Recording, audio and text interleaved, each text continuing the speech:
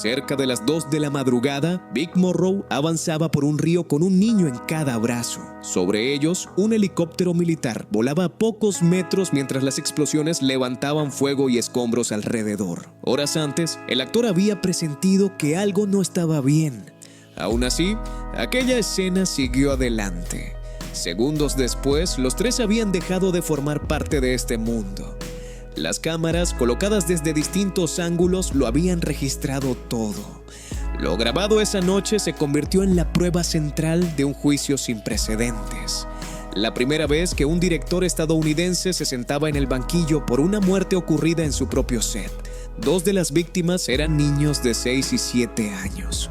Habían sido contratados en secreto, pagados por fuera y filmados de noche, cuando la ley lo prohibía. Lo más perturbador no es solo que todo terminara en tragedia, es que, antes de rodar, ya existían señales, dudas y advertencias de que algo podía salir mal.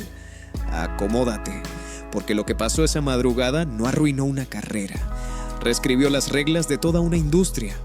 Para 1982, Vic Morrow buscaba recuperar el impulso de una carrera que años antes lo había convertido en el sargento Chip Saunders de Combat, una de las series bélicas más populares de la televisión. La oportunidad apareció con La Dimensión Desconocida, una adaptación para cine dividida en 4 historias, cada una dirigida por un cineasta distinto. Steven Spielberg dirigía una y además producía la película. John Landis estaba a cargo de otra, después de venir de 2 grandes éxitos: The Blues Brothers y Un hombre lobo americano en Londres. Su historia seguía a un hombre lleno de prejuicios que era lanzado a distintos momentos del pasado para sufrir en carne propia aquello que tanto despreciaba. Pero para el desenlace, Landis quería algo mucho más grande.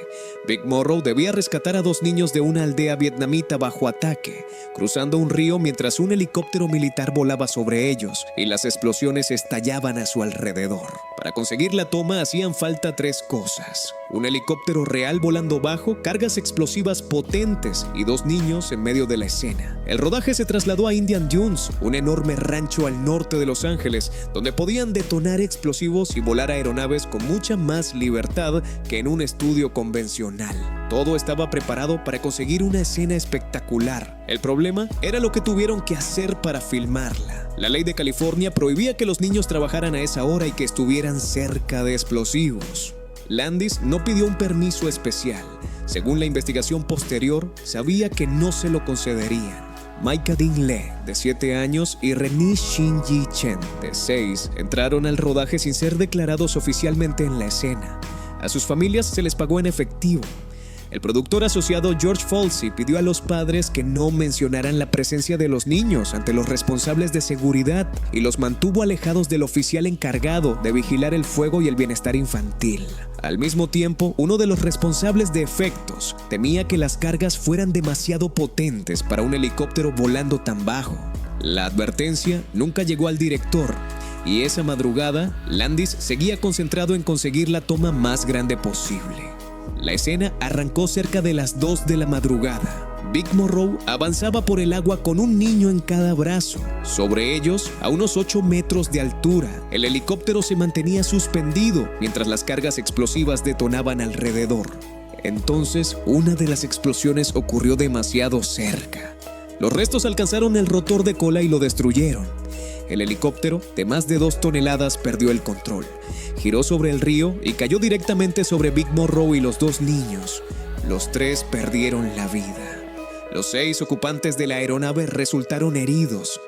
La investigación reconstruyó una cadena simple: un helicóptero volando demasiado bajo, explosivos colocados demasiado cerca y una detonación capaz de derribarlo.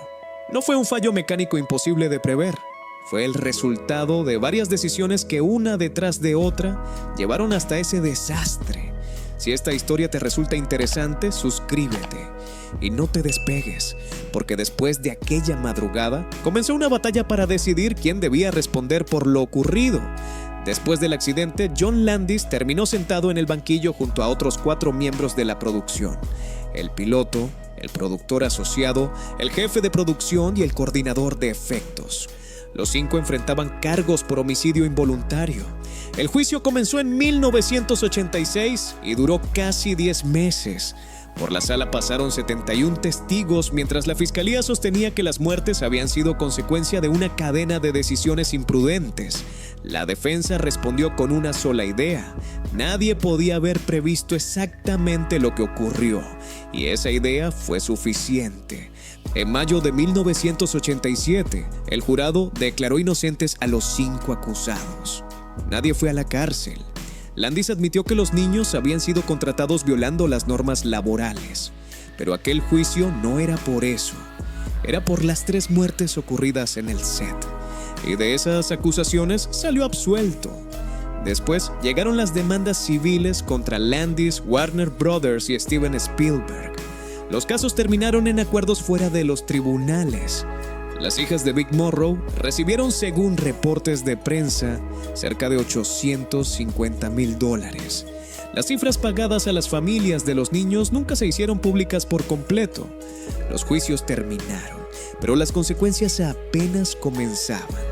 Mientras el caso avanzaba en los tribunales, Hollywood empezó a cambiar por dentro. Steven Spielberg, productor de la película, rompió su amistad con John Landis después del accidente. Tiempo después, resumió lo ocurrido con una idea que quedó instalada en la industria: ninguna película vale una vida. George Miller, otro de los directores del proyecto, quedó tan golpeado que abandonó la postproducción de su propio segmento. Los sindicatos también reaccionaron. El gremio de directores empezó a publicar boletines de seguridad y abrió una línea telefónica para resolver dudas en pleno rodaje. El sindicato de actores dejó claro que ningún intérprete debía ser obligado a filmar una escena peligrosa, ni sufrir represalias por negarse. Pero el cambio más profundo ocurrió dentro del set. Hasta entonces, la autoridad del director podía pesar más que cualquier advertencia. Después de aquella tragedia, la seguridad dejó de depender solo de quien perseguía la toma perfecta. El primer asistente de dirección pasó a tener la última palabra cuando una escena ponía en riesgo al equipo, incluso por encima del director. Por primera vez, alguien dentro del set podía detener una escena peligrosa, aunque el director insistiera en continuar. La tragedia no volvió mejor a nadie, pero obligó a Hollywood a construir los frenos que aquella noche nadie pudo activar. Pero no todos los rodajes peligrosos dejaron advertencias visibles. Años antes, The Conqueror se filmó en pleno desierto, sobre un terreno que escondía un peligro que nadie del equipo podía ver ni comprender. Las consecuencias tardaron años en aparecer, y una de las grandes leyendas de la actuación murió tiempo después, sin saber que aquel rodaje podía esconder parte de la explicación. Pero esta historia merece su propio video. Y si llegaste hasta aquí, gracias por tu tiempo. No olvides suscribirte, dejar tu like y compartir. Nos vemos en el siguiente video.